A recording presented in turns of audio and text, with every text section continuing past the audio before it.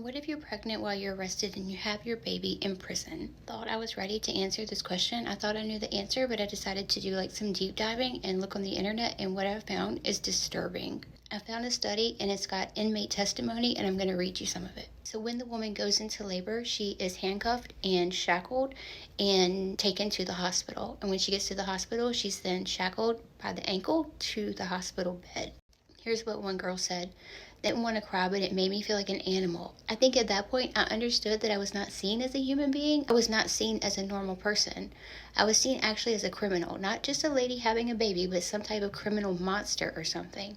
It made me feel like I was worthless to society, that I had made a mistake in doing my time, but that had nothing to do with the fact that I was now in labor and bringing an innocent child into this world.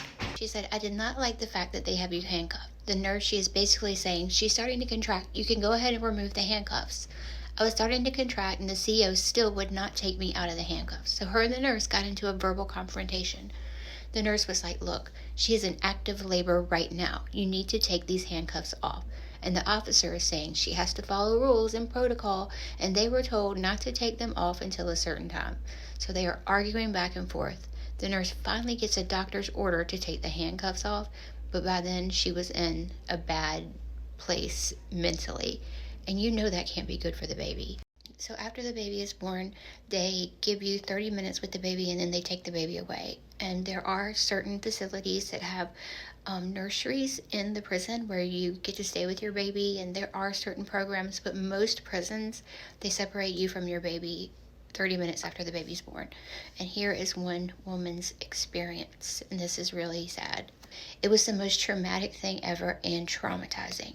And oh my God, I was devastated. Like there was nothing, no amount of preparation or before knowledge that can prepare somebody for that. It was crazy. I was just like, wait, what? You're taking my baby out? Why are you taking my baby out? When I say dramatic, I was bawling, sobbing. I was saying, why are you taking my baby? That's my baby. I choose the words dramatic because I'm pretty sure the guards were like, now she knew this was coming. She is being a drama queen. But it was a traumatic experience. I have never considered what it would be like to have somebody tell you, now I need your son, or I gotta take him now. That is what she said.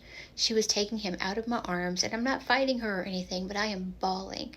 And she takes him out of the room, and I am bawling and I am shaking. I was not ready. It's awful.